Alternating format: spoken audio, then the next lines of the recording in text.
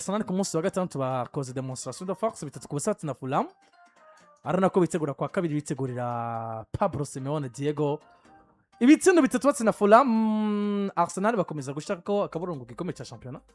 Nigeze kumva umufana wa Arsenal idogera Gyokeres ndambye atushira ko utazi umupira. Shaka kwataka atanga byiza mugabo.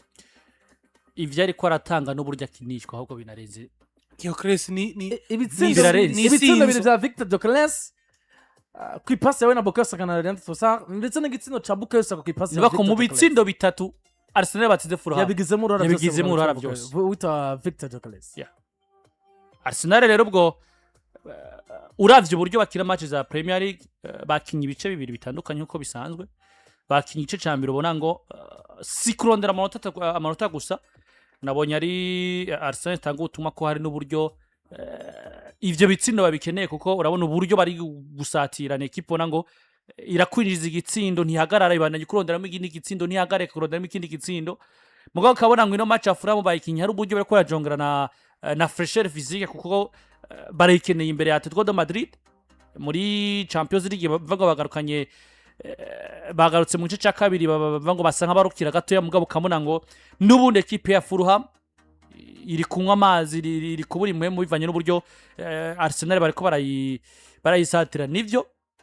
bujya gutsinda Fulham yitsindiye kuri Emirates wo kuvume ngo sakazi gakomeye kuri Mikel Arteta. Mugabo uravye ibihe Arsenal ivuyemo karaba Fulham iri mu migwi wanashime kunda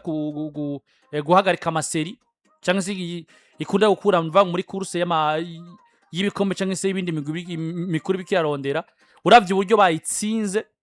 bari muhira bakinyeje ni muri buri je match twabonye imbere Fulham Arsenal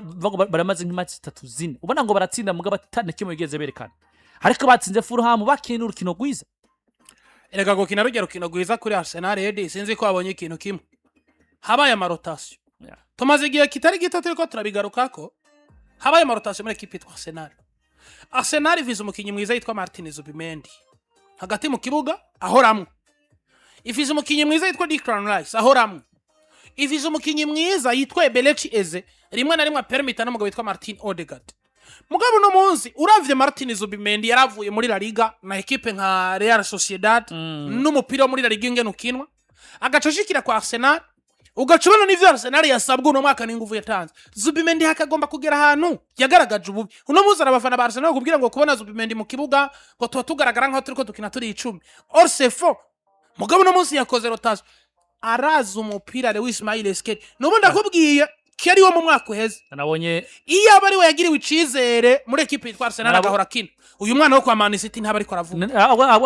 niko rero ntagwego gwa kera nabonye afana Arsenal bavuga ngo batenge kugwe kubaza ati ubundi kuki wari umushize ngo kwa defender aca ku mpande ati ko mbona box to box ari umukinnyi mwiza hari recuperation mwiza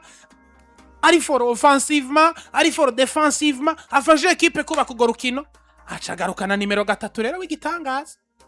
afisa abaratero bahenge kwa mugabo baksiyara ariko iyo yabahengetse umumose yidebre mu buryo bwiwe Timba uno munsi ni nimero 2 mwiza mu gwego gwa nimero 2 de formation kandi no maksiyara ariko Ricardo Carafiori nawe ni mwiza mubeza ku nimero 3 zifise mugabo no maksiyara nawe rotation yagaruye Keri na Ricardo Carafiori mu kibuga yatumye equipe yitwa Arsenal yempoza umupira imbere y'umugabo wa Fulham.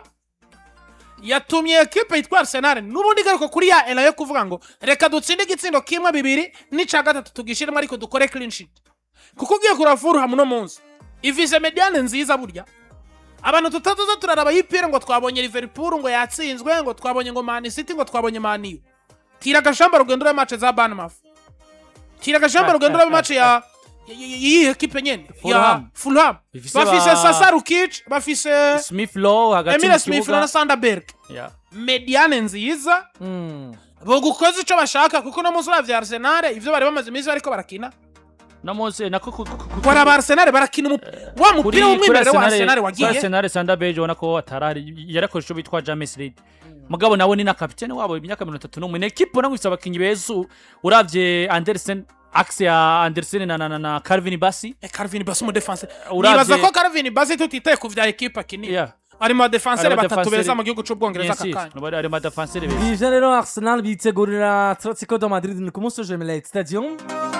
Landry turi kumwe kandi na Arizon Entertainment.